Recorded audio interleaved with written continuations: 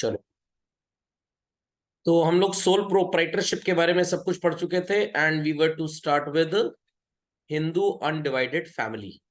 अब बेसिकली इस तरह का बिजनेस होता क्या है और इसका सबसे बड़ा एडवांटेज क्या होता है, मैं आपको ये बताता हूँ। टेक एन एग्जाम्पल चिल्ड्रन की एक परिवार में mister x was a person, इसके दो बच्चे थे वाई एंड जेड। वाई की शादी ए के साथ हो गई और जेड की शादी बी के साथ हो गई। वाई और ए के दो बच्चे थे, इनका नाम था x1 एंड x2, और जेड के भी दो बच्चे थे, इनका नाम था x3 एंड x4। तो मिस्टर एक्स से अगर हम चेन बनानी स्टार्ट करें तो इनके बच्चों का नाम क्या था, वाई एंड जेड। जेड की शादी हुई, दो बच्चे हुए जिसका नाम था x1 एंड x2, और जेड की शादी हुई और इनके दो बच्चों का नाम था x3 एंड x4। तो दादाजी कौन हुए यहाँ पे, x हो गए, और पिताजी हुए y और z, और x के ग्रैंड चिल्ड्रन कौन हो गए बच्चों, x1 x2 x3 and x4, they are the grand children. Is that clear? अब मान लीजिए कि सब के सब लोग फॉर एग्जाम्पल 18 साल से ऊपर के हैं और ये सब लोग पैसा कमाते हैं, सब लोग पैसा कमाते हैं और ये बहुत बड़ा बिजनेस चल रहा है। तो अजम्पशन हम ये ले लेंगे कि मिस्टर एक्स की जो कमाई है it is late us say 5 lakh rupees per annum. Y की जो कमाई है ये भी 5 लाख रुपए पर एनम। जेड की कमाई भी 5 लाख रुपए। x1 की कमाई भी 5 लाख। x2 की कमाई भी 5 लाख। x3 की कमाई भी 5 लाख और x4 की कमाई भी 5 लाख। अब इनकम टैक्स एक्ट के अकॉर्डिंगली इंडिया में अगर आप 5 लाख रुपए तक ही कमाते हैं from salary, from house property, किराए की इनकम, कोई आपने बिजनेस किया, तो आपकी इनकम पे बच्चों एक भी पैसा टैक्स नहीं लगेगा as per old income tax regime. New regime के हिसाब से टैक्स लगेगा थोड़ा सा, but old income tax regime के हिसाब से 5 लाख रुपए पे आपको कोई टैक्स नहीं देना है। तो इस परिवार में 1 2 3, it's 4 5 6 and 7। What is 7 into 5? 35 lakh रुपए की टैक्स फ्री इनकम आएगी। Is that clear? अब अगर इस परिवार की इनकम थोड़ी सी बढ़ जाती है तो इनको टैक्स देना पड़ेगा। तो इसके लिए एक HUF नाम का ऑर्गेनाइजेशन बनेगा। किस नाम का? HUF, जिसको हम बोलते हैं बच्चों हिंदू अनडिवाइडेड फैमिली। और उस HUF का जो हेड होगा बच्चों, that would be called as the dadaji, that is mister X. जो दादाजी थे वो कर्ता बोले जाएंगे। और ये भी एक तरह का बिजनेस ऑर्गेनाइजेशन है, जैसे सोल प्रोप्राइटरशिप होता है, जैसे पार्टनरशिप होता है, तो HUF भी एक तरह का बिजनेस ऑर्गेनाइजेशन होता है। अब क्वेश्चन राइजेस, सर ये क्या करेगा? अरे बिजनेस करेगा भाई, ये तेल की दुकान खोल सकता है, स्टेशनरी की दुकान खोल सकता है, झाड़ू की फैक्ट्री खोल सकता है, जूते की फैक्ट्री खोल सकता है, कुछ भी कर सकता है, ये बिजनेस कर सकता है। और जैसे सोल प्रोप्राइटरशिप के ऊपर टैक्स लगता है वैसे HUF के ऊपर भी लगता है। तो अगर इस परिवार की इनकम थोड़ी सी बढ़ जाए और इनको टैक्स बढ़ाना, मतलब इनकम बढ़ाने पे टैक्स ज्यादा देना पड़ेगा, तो टैक्स बचाने का एक सबसे बड़ा हथियार क्या है? HUF। तो मिस्टर एक्स एक नए तरीके का बिजनेस ऑर्गेनाइजेशन फॉर्म करेंगे जिसका नाम होगा Hindu undivided family, and he will be called as the karta. कर्ता का मतलब हेड हो गया, बोलते ना कर्ता धर्ता तुम ही हो सब, मतलब you are the sole responsible person. तो मिस्टर एक्स ने जब HUF खोला तो उसके मेंबर कौन कौन होंगे? सारे लीनियल डिसेंडेंट, आई रिपीट, सारे लीनियल डिसेंडेंट। पहले लड़कियां मेंबर नहीं होती थी HUF की, अब होती हैं। बट वाइफ जो है ए और बी, ए की वाइफ, सॉरी ए किसकी वाइफ है? वाई की। और बी किसकी वाइफ है? ये दूसरे परिवार से आई है, तो ये लोग मेंबर नहीं होंगे। मेंबर होने के लिए उस परिवार का लीनियल डिसेंडेंट होना बहुत जरूरी है। सर ये वाई भी कल को HUF खोल सकता है? बिल्कुल खोल सकता है, बट मिस्टर वाई के HUF में बच्चों इसके पिताजी जो होंगे ये मेंबर नहीं। कौन कौन होगा सर? वाई होगा, वाई के दोनों बच्चे होंगे, आगे x1 x2 की शादी जब हो जाएगी, उनके बच्चे हो जाएंगे। बट ये जो चाचा जी हैं मिस्टर जेड, इनके बच्चे या ये HUF के मेंबर नहीं होंगे। तो HUF का मेंबर होने के लिए लीनियल डिसेंडेंट होना बहुत जरूरी है। तो अल्टीमेट एडवांटेज मैंने आपको बता दिया कि लोग HCL क्यों, सॉरी HUF क्यों बनाते हैं। ओके, तो मेरे को टैक्स देना पड़ता है अपनी इनकम पे, मेरी मम्मी को टैक्स देना पड़ता है अपनी इनकम पे, मेरी वाइफ को टैक्स देना पड़ता है अपनी इनकम पे। बट अब अगर हमारी इनकम और बढ़ेगी तो टैक्स और बढ़ेगा। तो हमें घर में एचयूएफ खोल लें, where my mother would be the karta, I would be the member. Logic समझ में आ गया? मेरा बेटा मेंबर होगा, मेरी बेटी मेंबर होगी, बट मेरी वाइफ क्योंकि वो दूसरी फैमिली से आई है तो वो मेंबर नहीं है, वो हमारे परिवार का लीनियल डिसेंडेंट नहीं है। Is that clear? Lineal descendant को हिंदी भाषा में बोले तो वारिस एक तरह का basically. Got it? But again वारिस की डेफिनेशन में एक्स की जायदाद में वाई और जेड उसके वारिस हैं, x1 x2 x3 x4, तो x के एचयूएफ में सारे मेंबर्स हो जाएंगे। बट z कल को अगर एचयूएफ ओपन करता है तो x3 और x4 मेंबर होंगे, इधर कोई भी मेंबर नहीं होगा। क्लियर? तो सबसे बड़ा एडवांटेज जो एचयूएफ का है वो यही है that people happen to save tax. ये एक और तरीके का बिजनेस ऑर्गेनाइजेशन है। तो 1 2 3 4 5 6 7 और एक हो गया एचयूएफ। कितने ऑर्गेनाइजेशन हो गए? 8। कितने हो गए? 8। तो एक 5 लाख रुपए की इनकम अगर और बढ़े, उसे एचयूएफ की इनकम दिखाकर हम अपना पूरा का पूरा टैक्स बचा सकते हैं। क्लियर? अब बच्चे कहेंगे सर गवर्नमेंट क्या पागल है जो ऐसा कानून बनाई है? पागल नहीं है, कोई पागल नहीं है। गवर्नमेंट ने ऐसा कानून इसलिए बनाया, चलिए आज आपने एचयूएफ सेटअप किया, आज आप टैक्स बचा रहे हैं ना, कल को आपकी इनकम तो आप टैक्स दोगे ही दोगे। तो आज अगर 7 की जगह 8 इनकम्स बच रही हैं तो कल को 7 की जगह 8 इनकम्स पे टैक्स भी लगेगा। जिंदगी भर थोड़ा 5 लाख कमाते रहोगे। Is that understood well? तो सबसे बड़ा एडवांटेज सबको एचयूएफ का समझ में आ गया कि नहीं? कोई क्वेरी है तो प्लीज आस्क। प्रश्न उठता है सर एचयूएफ सेटअप करने के लिए कैपिटल कहां से आएगा? एक्स कौन है बच्चों? ये पैसा लगाएगा अपने एचयूएफ में। कहां से लगाएगा सर? ये जो सोल प्रोप्राइटरशिप बिजनेस कर रहा है उसमें से पैसा कमा रहा है, वहां से ला सकता है। ये सारे के सारे मेंबर्स भी पैसा लगा सकते हैं सर, और बाहर से भी किसी से पैसा ले सकते हैं। हाँ, लोन के नाम पे आप पैसा ले सकते हैं। समझ में आ गई बात? चलिए, सो business is carried on by the members of Hindu undivided family. और शायद ये बिजनेस इसलिए सेटअप किया गया होगा गवर्नमेंटल लॉस के अकॉर्डिंगली कि परिवार एक साथ रहे, बिखर ना जाए। Got it clear? So kind of business is not governed by companies act. यहाँ पे there are Hindu laws in the country जो इस बिजनेस को कवर करते हैं। Minimum 2 male members must be there in the family. Fundamental logic is clear?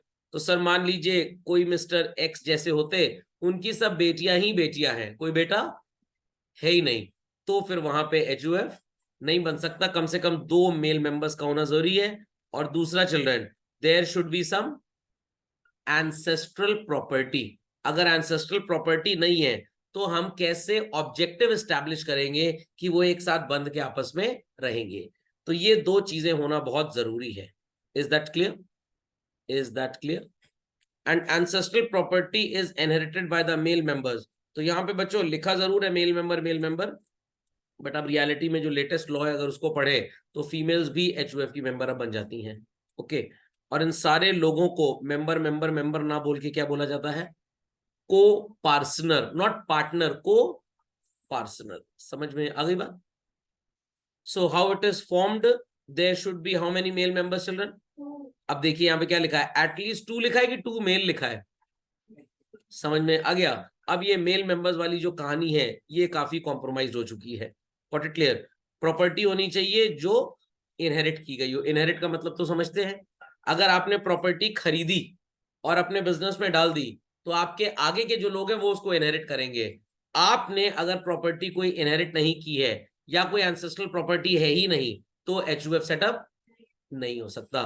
फिर इसके लिए और जुगाड़ पानी होते हैं। क्या होते हैं?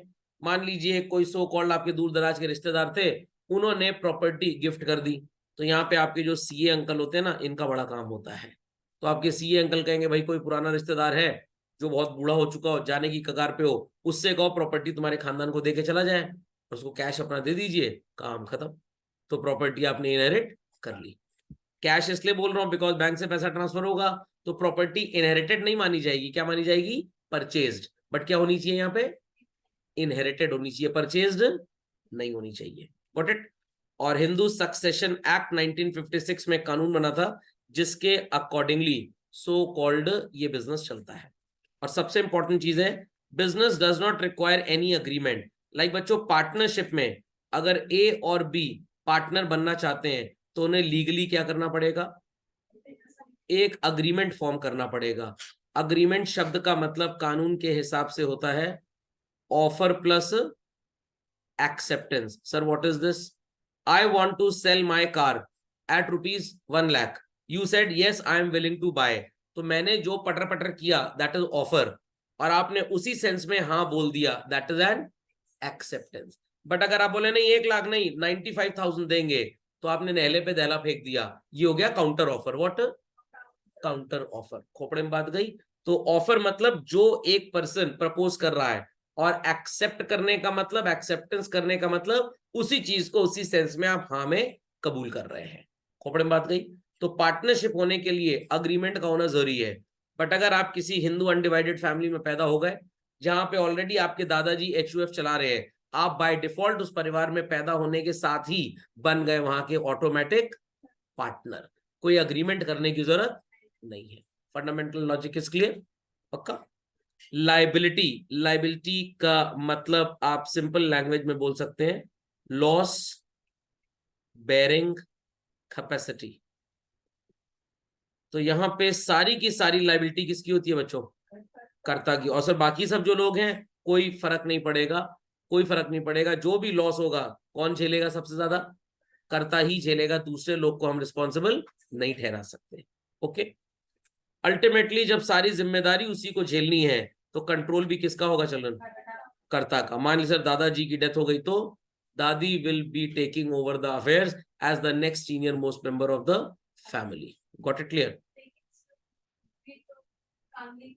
बट वो HUF में मेंबर बन गई थी, वो HUF मेंबर बन गई थी। हाँ यहाँ पे एक चीज बहुत इंपॉर्टेंट है, दादाजी अपनी विल में लिख के जाएंगे इस बात को।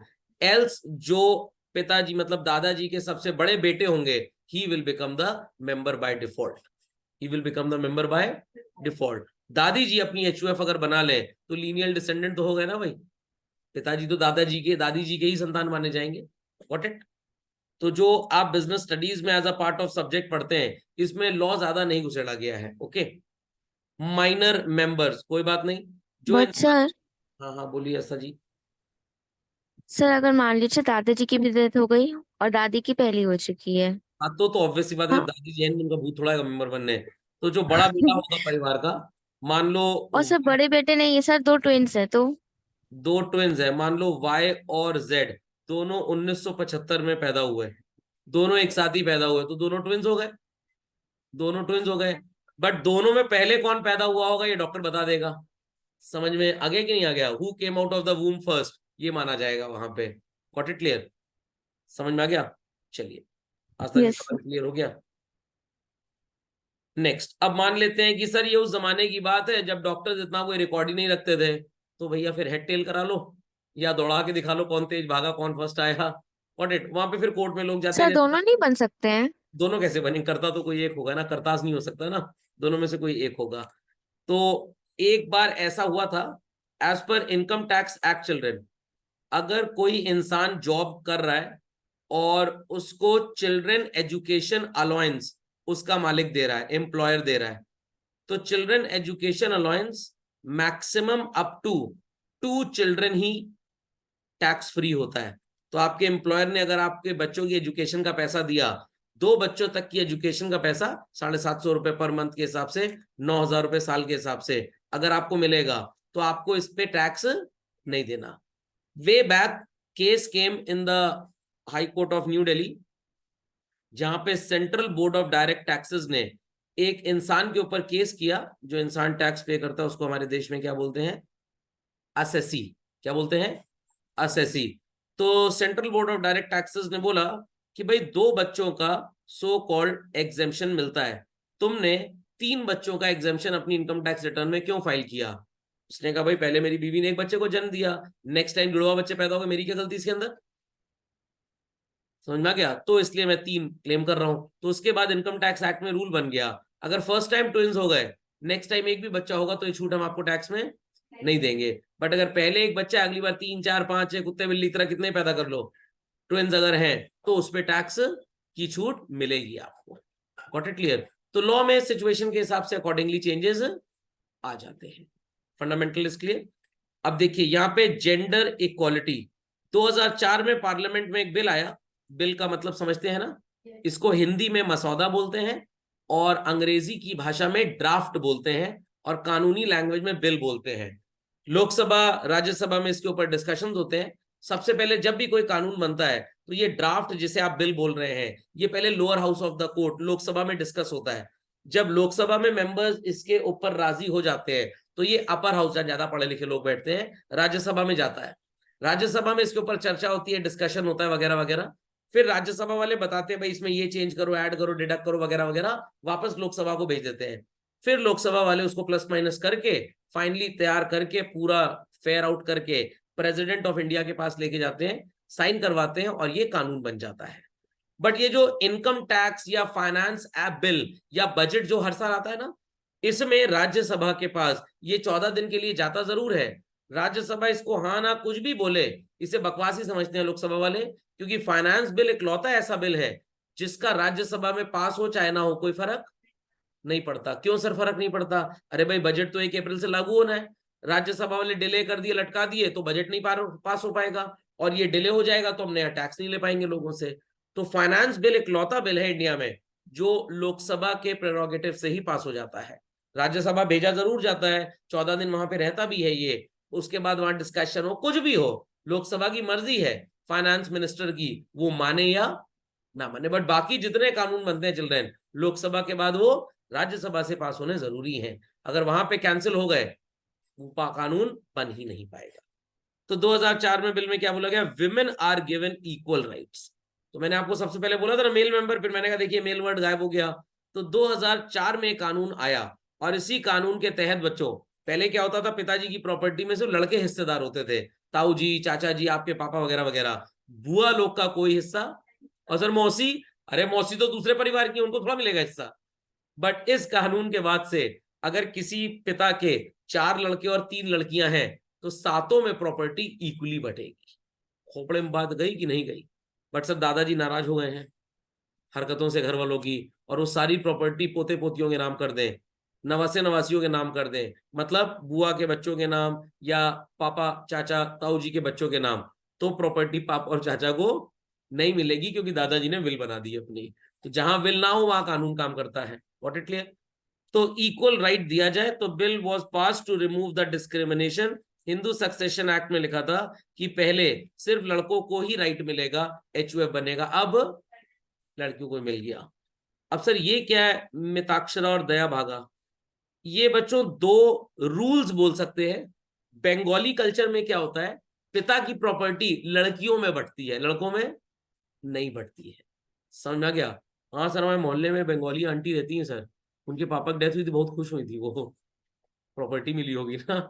बट नॉन बंगालीज जो बाकी हिंदूज होते हैं वहां पे ये चीज लागू होती है चिल्ड्रन। तो एक दया भागा स्कूल होता है और एक मिताक्षरा। सर ये स्कूल क्या होता है? स्कूल का मतलब कोई वो वाला स्कूल नहीं जहां पढ़ते हैं, स्कूल का मतलब rules, code of conduct. Logic समझ में आ गया? जैसे बोलते हैं ना गांधीयन थॉट, मतलब गांधी जी की क्या थिंकिंग थी, इक्वालिटी, अहिंसा वगैरह वगैरह वगैरह। तो वैसे ही एक मिताक्षरा स्कूल ऑफ थॉट होता है और एक दया भागा। तो दया भागा में ये होता है कि फीमेल्स में ही बटेगी प्रॉपर्टी, मिताक्षरा में क्या होता है कि ये सब में बटेगी। तो बंगालीज में आज भी बच्चों दया भागा फॉलो होता है, वेस्ट बंगाल में बहुत चलता है कल्चर, हाँ उस साइड बहुत चलता है। बट अगर वहां पे भी किसी अंकल आंटी ने अपनी विल बना दी और अपनी प्रॉपर्टी में लड़के लड़कियों को हिस्सा दे दिया तो वैसे ही मिलेगा। अगर वो मर गए बिना प्रॉपर्टी बांटे विल बनाए तो दया भागा स्कूल के अकॉर्डिंगली फीमेल्स आर द चुलबुल पांडेज। समझ में आया कि नहीं आया? पक्का? चलिए, तो बच्चों ये बात सबको समझ में आ गई।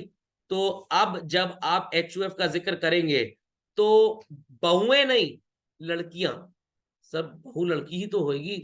अरे बहू मतलब जो दूसरे परिवार की लड़की है, और लड़कियां मतलब जो अपने परिवार की है। आप अपने कॉन्टेक्स्ट में चाचा बुआ ताऊ समझ लें, तो एचयूएफ में चाचा बुआ ताऊ सब लोग मेंबर हो सकते हैं। बट 1956 में जब ये हिंदू सक्सेशन एक्ट बना था तो उस समय बुआ लोग मेंबर नहीं थी, ये 2004 में आया। तो मैंने आपको स्टार्टिंग बताया ना कि लीनियल डिसेंडेंट वर्ड पे फोकस करिए, किसमें? लीनियल डिसेंडेंट पे। ओके, सो सुमित ग्रोवर का एक एंसेस्ट्रल हाउस है गोवा में। फ्रेंड ने एडवाइस किया कि तुम इसको होटल में कन्वर्ट कर दो। अब बच्चों होटल में कन्वर्ट करेंगे तो he will start earning. Sumit Grover already कहीं जॉब कर रहा है।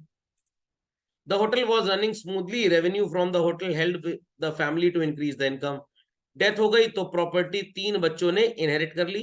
बड़े बच्चे का नाम, दूसरे का नाम, तीसरे का नाम। अब इन्होंने HUF के नाम पे बिजनेस स्टार्ट किया। ध्यान से सुनिएगा, ये जो राज हैं ये बैंक में मैनेजर हैं। इनकी एक स्वीट शॉप है। ये एक प्रोफेशनल एडवोकेट या लॉयर है। सब लोग अपना अपना पैसा तो कमा ही रहे हैं। तो राज सबसे बड़ा हुआ, बट अगेन राज के बच्चे नहीं है समीर और राहुल, उसके भाई हैं। तो ये जो सुमित ग्रोवर जी हैं, इनकी जो वाइफ है चिल्ड्रन, अब जो HUF है उसमें ये कर्ता बन गई, और नीचे ये तीनों बच्चे इसके को पार्टनर बन गए। समझ में आ गई बात?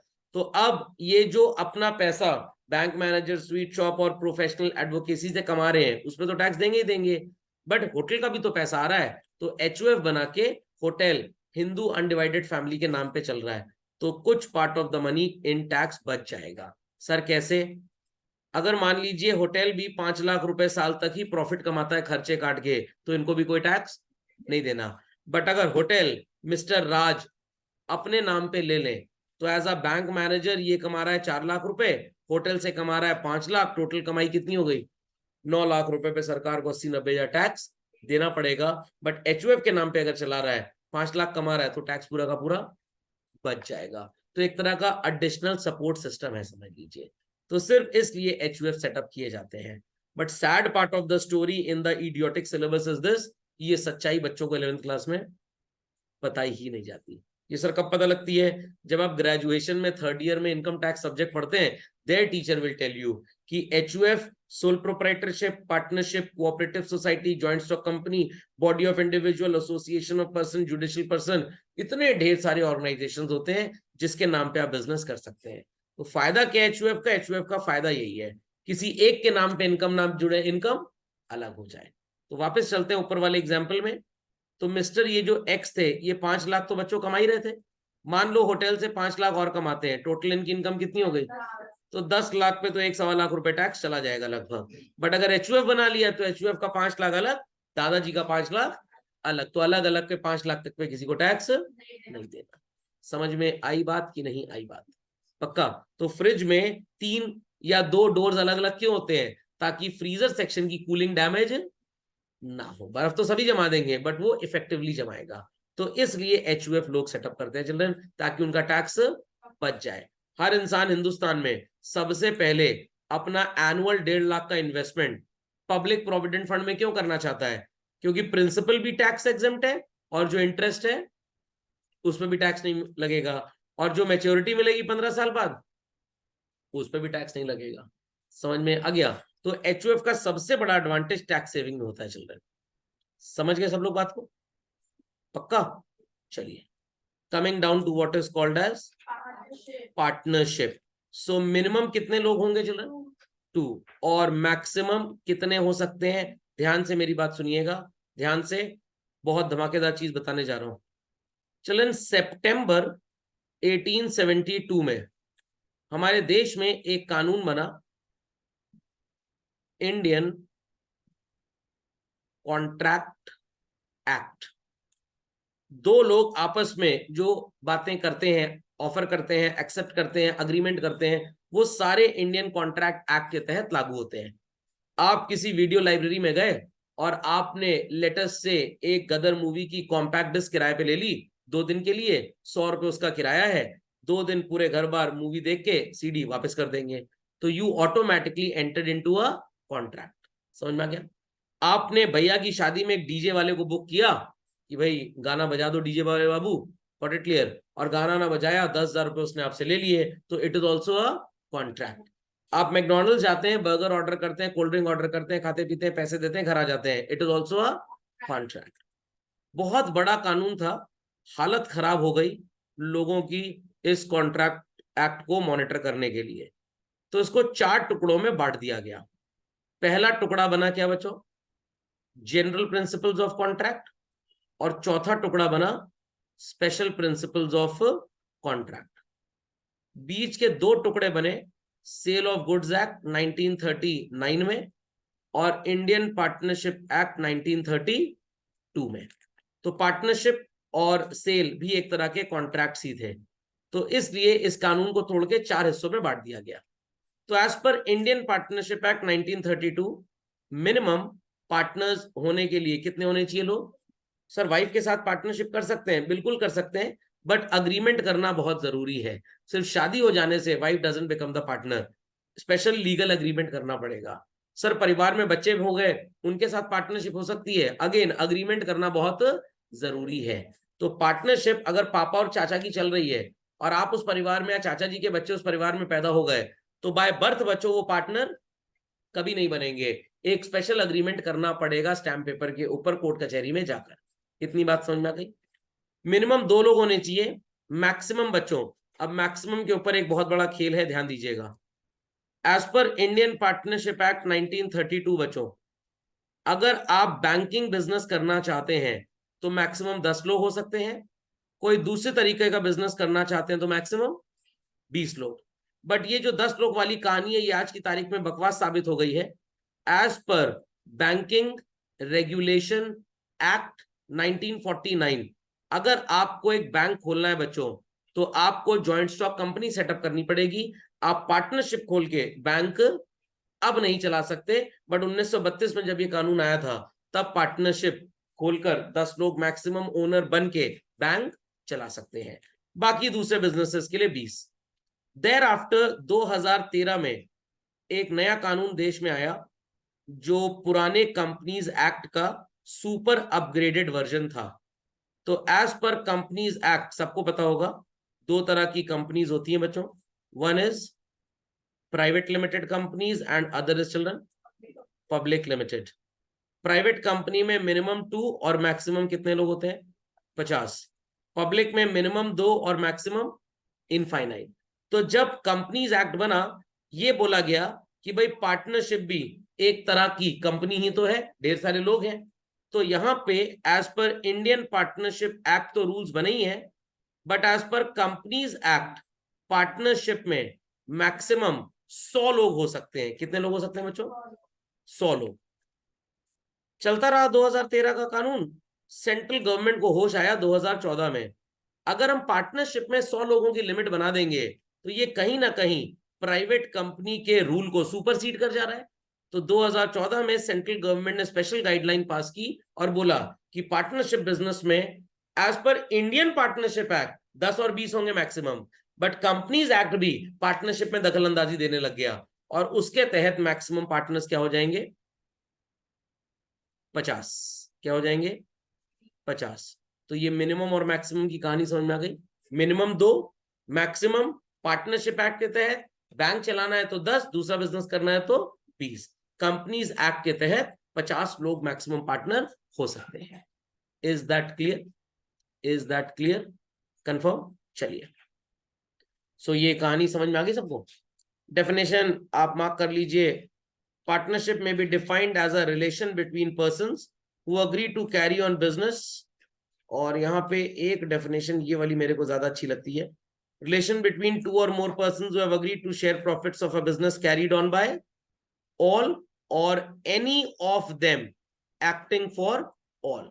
चाहे तो सब लोग बिजनेस करें या सबके बिहाफ पे कोई एक, बट सबसे इंपॉर्टेंट क्या है children? The relationship should be an agreement. परिवार में पैदा होने से कोई भी पार्टनर नहीं बन जाता। तो मान लीजिए मुकेश अंबानी जी और अडानी जी ने एक चाय की दुकान खोल ली पार्टनरशिप में और उनके परिवार में बच्चे हो गए आगे, वो बच्चे बाय डिफॉल्ट पार्टनर नहीं बनेंगे। पार्टनर बनने के लिए क्या होना बहुत जरूरी है बच्चों? अग्रीमेंट होना बहुत जरूरी है, else they can not become partners. समझ में आई बात या नहीं? पक्का? Next children, there should be profit sharing. अगर आपने अपने बिजनेस में एक नौकर रखा है और कह रहे हो प्रॉफिट होगा तो तुम्हें 10% दे देंगे, बच्चों ये प्रॉफिट शेयरिंग नहीं होती है।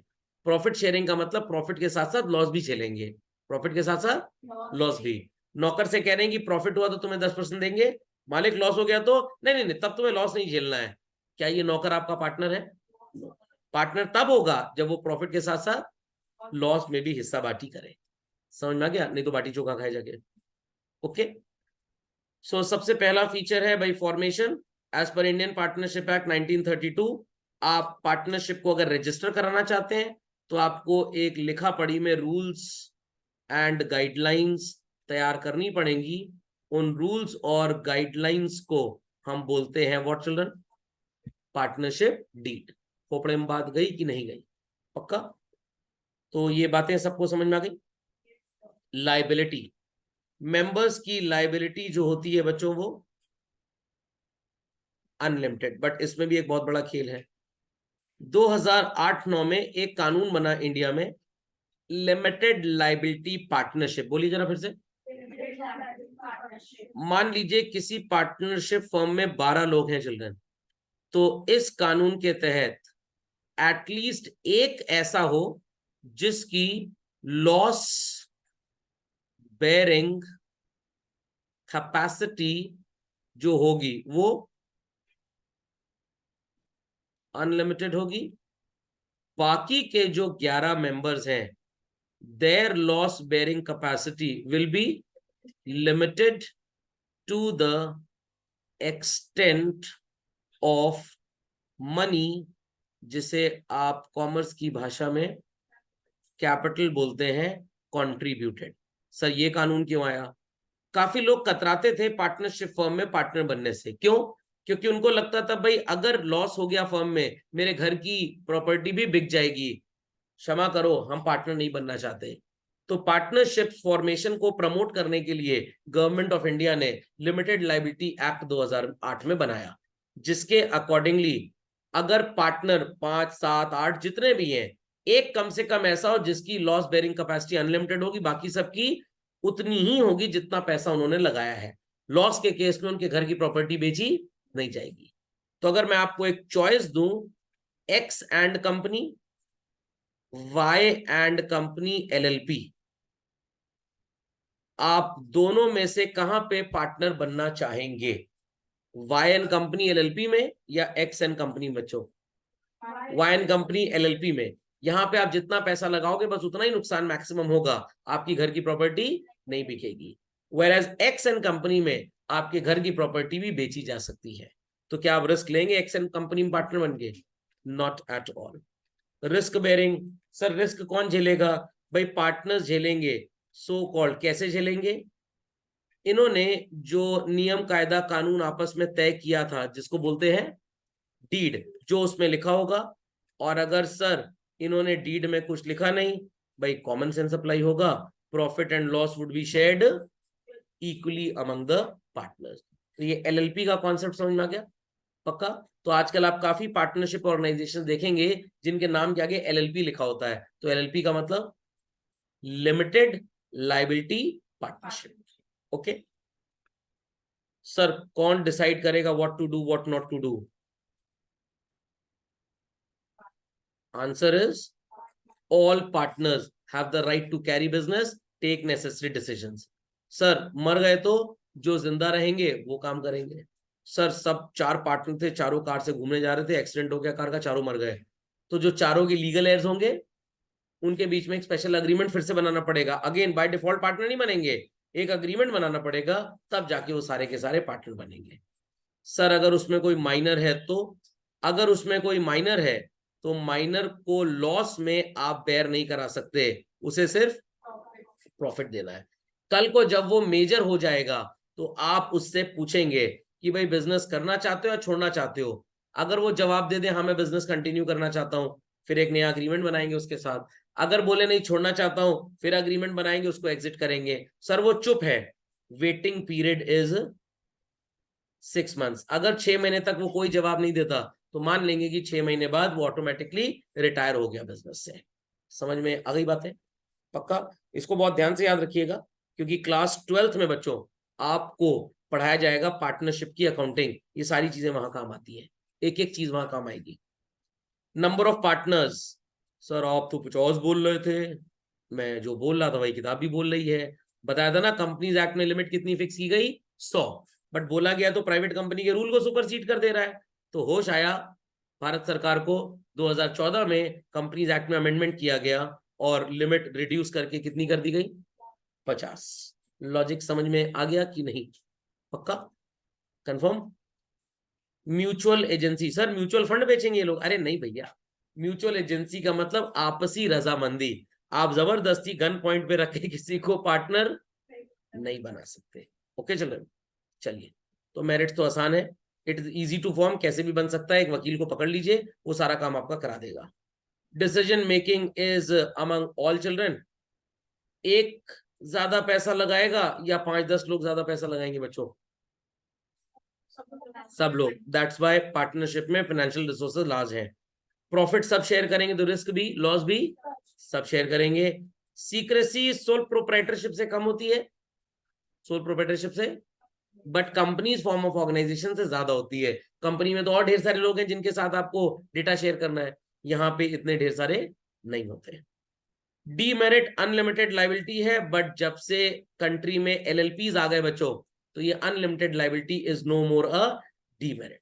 तो जब आप पार्टनरशिप सेटअप करते हैं तो आपका वकील आपसे पूछेगा आईपीए 1932 के तहत रजिस्ट्रेशन कराना है या एलएलपी 2008 के तहत।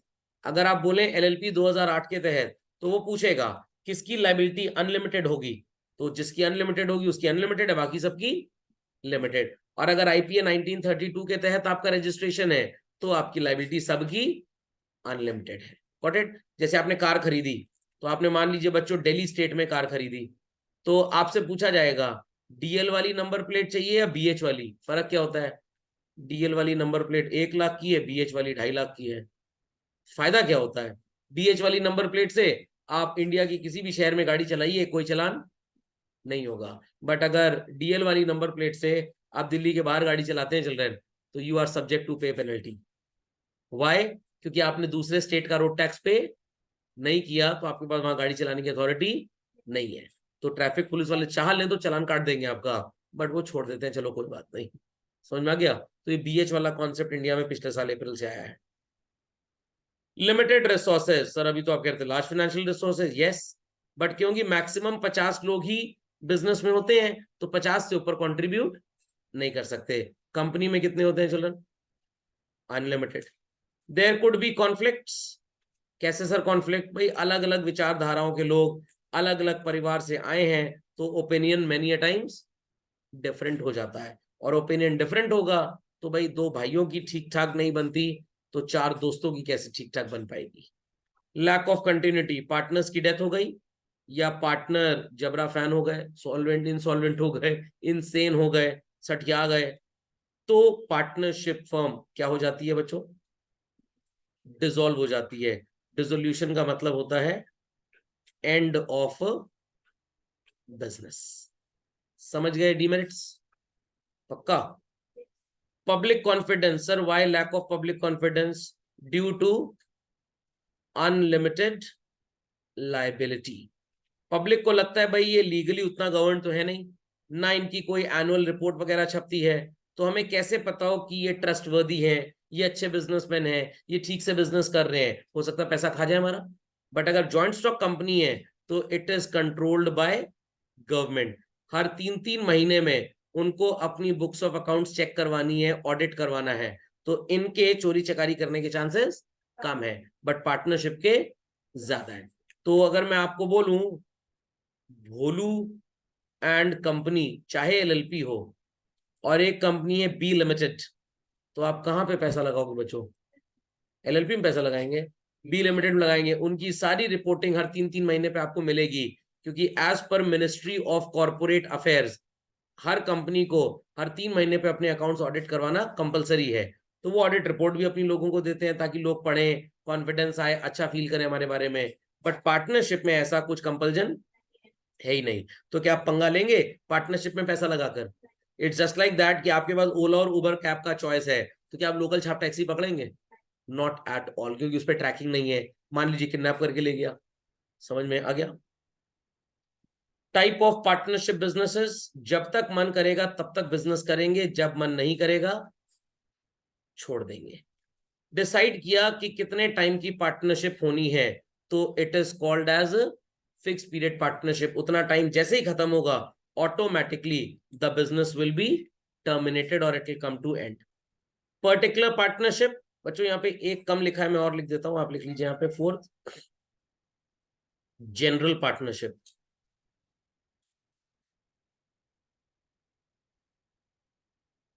ये जो फर्स्ट और सेकंड है, this is on the basis of time, और जो थर्ड और फोर्थ है, this is on the basis of type of business. तो पर्टिकुलर का मतलब भाई नॉर्मली जैसे हम बिजनेस करते हैं, कोई भी हम वैसे नहीं करेंगे, हमारा कुछ स्पेसिफिक बिजनेस होगा। फॉर एग्जाम्पल, अगर हमने डिसाइड किया कि हम कंस्ट्रक्शन का बिजनेस करेंगे, आई रिपीट, कौन सा बिजनेस? तो अगर कंस्ट्रक्शन के अलावा हम कोई भी काम करते हैं तो हमारी पार्टनरशिप इनवैलिड कर दी जाएगी। जनरल पार्टनरशिप, आप किसी भी तरीके का बिजनेस कैरी अप कर सकते हैं। समझ में आई बात बच्चों? यस और नो? नहीं समझे? समझ गए? चलिए, खैर यहाँ जनरल इन्होंने नीचे लिख दिया।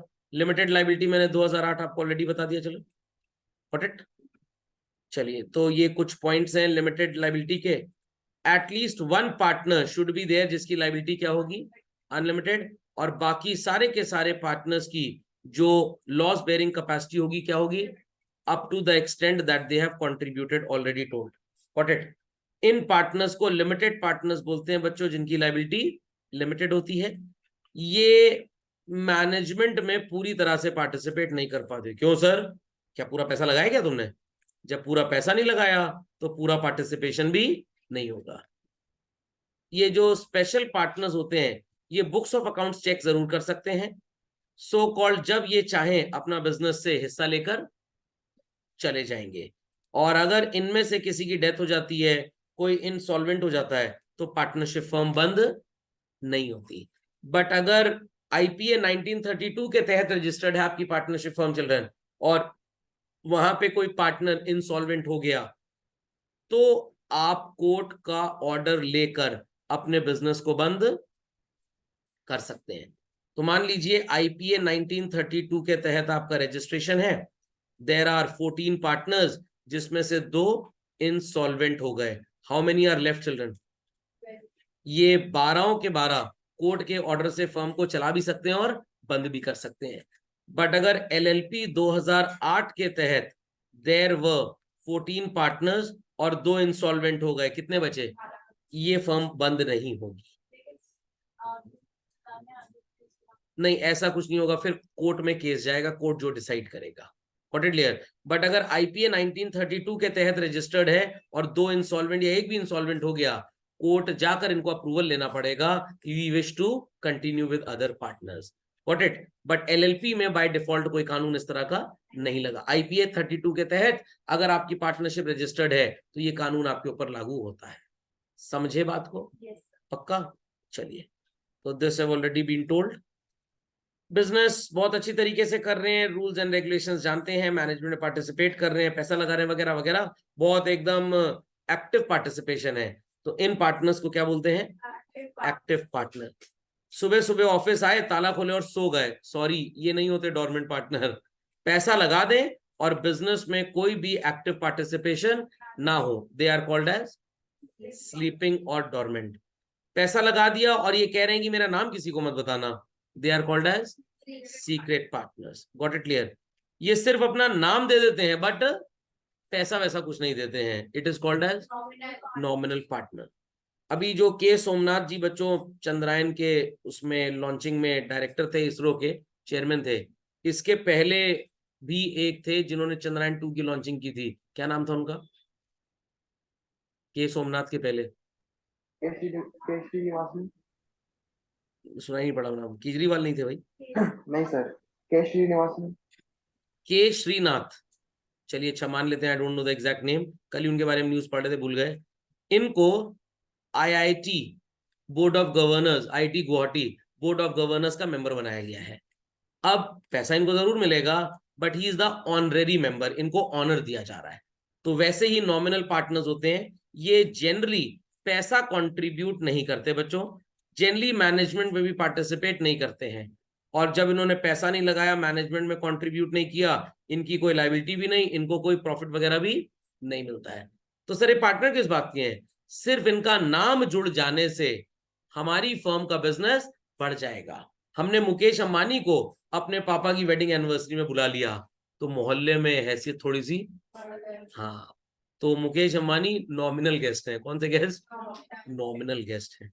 ओके, चलिए, ये बहुत मजेदार है, बड़ा सुपर कंफ्यूजिंग होता है बच्चों, ध्यान से सुनिएगा। ABCD WXYZ, सर ये D और Z को आपने अलग अलग क्यों कर दिया? ध्यान से सुनिएगा। The person who accepts that he is a partner in the firm by his own words or conduct. D ने पब्लिक को बोला कि मैं इनकी फर्म में पार्टनर हूं। ABC ने यस और नो कुछ नहीं बोला। पब्लिक मान जाएगी that D is a partner, और कल को अगर पब्लिक ने ABC को पैसा दिया तो वसूली के लिए वो D को भी लायबल कोर्ट में कर सकते हैं। D is called as partner by estoppel. Partner by estoppel. WXY public को बोल रहे हैं कि Z is our partner. Z partner नहीं है, बट तब भी उसने डिनाई नहीं किया। तो पब्लिक ने अगर फर्म को उधार वगैरह दिया, लोन वगैरह दिया, क्रेडिटर्स ने अगर सामान बेचा है, तो WXY के साथ साथ वो Z से भी वसूली करेंगे। It is known as partner by holding out. समझ में आ गया? बिना अग्रीमेंट के मान जाएंगे। Got it clear? तो आप अगर 10 लोग को बोले भाई वो ओसामा बिन लादेन हमारे चाचा जी लगते हैं, और ये बात अमेरिका तक पहुंच गई, अब आपके घर में भी ड्रोन हमला हो जाएगा।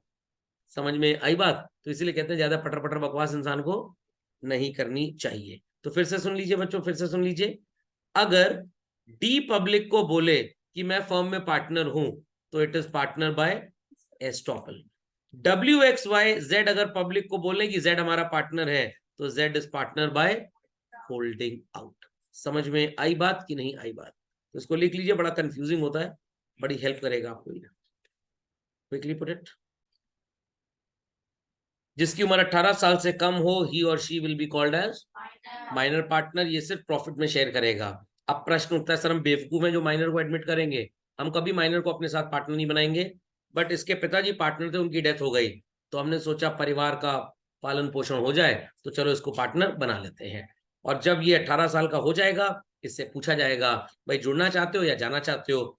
जो भी बोले वैसा कर लेंगे, कुछ ना बोले तो 6 महीने का वेटिंग पीरियड रहता है। Got it clear? 6 महीने बाद मान लेंगे कि बाय डिफॉल्ट ये पार्टनर बनना नहीं चाहता। Got it? चलिए, तो पार्टनर्स मैंने आपको बता दिए क्या होते हैं बच्चों। पार्टनरशिप फॉर्म कैसी होती है? It is very simple. Deed का मतलब समझ में आ गया? तो डीड में फर्म का नाम होगा, सारे पार्टनर्स का एड्रेस, किस तरह का बिजनेस करेंगे, कहां पे बिजनेस होगा, कौन कितना पैसा लगाएगा, कैसे प्रॉफिट लॉस शेयर होगा, इनकी जिम्मेदारियां और हक क्या क्या हैं, कैसे बुक्स ऑफ अकाउंट्स बनाए जाएंगे, पार्टनर ने अगर पैसा लगाया तो कितना उसको इंटरेस्ट मिलेगा, और अगर उसने पैसा निकाला तो कितना हम उससे इंटरेस्ट वसूलेंगे, सैलरी कितनी देंगे, रिटायरमेंट कैसे होगा पार्टनर का, बिजनेस कैसे बंद होगा, लड़ाई झगड़ा हो गया तो कैसे सेटल होगा, लोन वगैरह दिया तो उस पे इंटरेस्ट 6% पर एनम का होता है बच्चों, अगर डीड आपके बीच में नहीं है तो। अग्रीमेंट है, जितना इंटरेस्ट ऑन लोन लिखा उतना हम पार्टनर को दे देंगे अगर वो पैसा दे रहा है तो। बट अगर डीड नहीं है बच्चों, तो कितना इंटरेस्ट देंगे? 6%। ये मैं नहीं बोल रहा, इंडियन पार्टनरशिप एक्ट 1932 में प्री मेंशन्ड है। ओके, तो आप बोल सकते हैं कि ये बिजनेस चलाने का कोड ऑफ कंडक्ट है। तो जैसे आपके स्कूल डायरी में रूल्स एंड रेगुलेशंस लिखे होते हैं, तो वैसे ये पार्टनरशिप की स्कूल डायरी है, सारे नियम कायदे कानून इसके अंदर लिखे हैं। जैसे हर फैमिली में कोड ऑफ कंडक्ट होता है, डिसिप्लिन होता है, तो वैसे ये पार्टनरशिप का code of conduct and discipline content है। ओके, रजिस्ट्रेशन कंपलसरी नहीं है बच्चों, बट अगर रजिस्ट्रेशन करा लिया तो फायदे बहुत हैं। सर क्या? ये तो मैं नहीं बता पाऊंगा, बट अगर रजिस्ट्रेशन नहीं कराया तो मैं नुकसान आपको जरूर बता दूंगा। तो उन नुकसान के बजाय सारे फायदे हो जाएंगे आपको रजिस्ट्रेशन में। आप किसी आउटसाइडर को स्यू नहीं कर सकते अगर अनरजिस्टर्ड है। कोई पार्टनर धोखाधड़ी कर दे तो आप उसको भी स्यू नहीं कर सकते हैं। और सर बाहर वाले अनरजिस्टर्ड फर्म को स्यू करेंगे, बट अनरजिस्टर्ड फर्म किसी बाहर वाले को स्यू नहीं कर सकती। नहीं समझ में आई बात?